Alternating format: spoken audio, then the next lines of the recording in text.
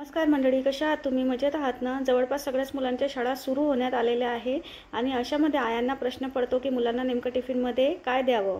तर अशामध्ये मी tiffin series सुरू केलेली आहे. त्यामध्ये मी आपली पहिली रेसिपी दाखवणार आहे. झटपट अशी तयार होणारी आणि खूप हेल्दी आणि पौष्टिक देखील आहे आणि मुलांना आवडणारी देखील आहे. चला तर मग रेसिपीला सुरुवात करूया. तर सर्वात अगोदर मी 1 वाटी मसूरची डाळ घेतलेली. आपले मेजरिंग कप जे असतात त्यामधील 250 ml चा जो कप असतो तो अर्धा कप भरून मी इथे डाळ घेतलेली आहे. डाळ आपण एका भांड्यामध्ये काढून घेऊयात आणि स्वच्छ 2 पाण्याने धुवून घ्यायची आहे. डाळ धुवून झाल्यानंतर आपण याच्यामध्ये 1 ते 1.5 ग्लास पाणी घालून साधारणतः 15 ते 20 मिनिटं आपल्याला डाळ भिजत ठेवायची आहे. कमीत कमी 10 मिनिटं तरी देखील तुम्ही भिजत ठेवा झाकण ठेवून. त्यानंतर 15 मिनिटं झालेली आहेत. डाळ मस्त अशी भिजल्या गेली आहे. तर आपण आता डाळ जी आहे मिक्सरच्या भांड्यामध्ये काढून घेऊयात आणि ज्या कपाने आपण डाळ घेतली होती त्याच कपाने अर्धा कप मी इथे रवा घेतला आहे आणि अर्धा कप दही घेतलेला आहे. अगोदर पाणी न घालताच आपल्याला याचं असंच वाटण करून घ्यायचं आहे. वाटण झाल्यानंतर आम्ही इथे पाव कप पाणी घेतलेलं आहे. पाव कप पाण्यामधील मी इथे अर्ध पाणी या बॅटरमध्ये घालून घेणार आहे. थोडंसं व्यवस्थित मिक्स करून घ्या आणि पुन्हा एकदा आपल्याला मिक्सरला फिरवून घ्यायचं आहे. आपल्याला जे बॅटर आहे ते अगदी लोणीसारखं स्मूथ तयार करून घ्यायचं आहे.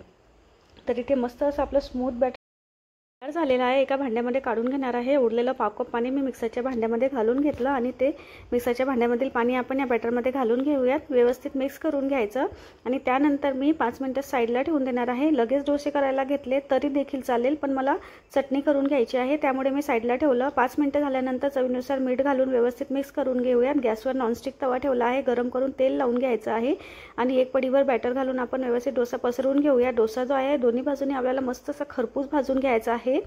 तुम्ही जे आहे ते लोखंडाच्या तव्यावर देखील डोसे तयार करून घेऊ शकतात. अजिबात तुटत नाही. एकदा नक्की ट्राय करून पहा.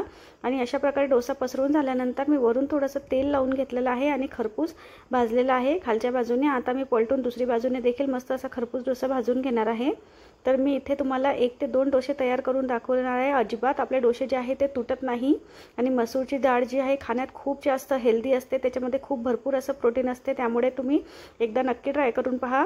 आणि या डोशाला मैसूर डोसा असं देखील म्हटलं जाते. मसूरच्या डाळीनेच तो तयार केला जातो. तर तयार आहे ते मस्त आपला डोसा. चला तर मग एका प्लेटमध्ये काढून घेऊयात आणि अशाच प्रकारे मी दुसरा डोसा देखील तुम्हाला तयार करून दाखवते.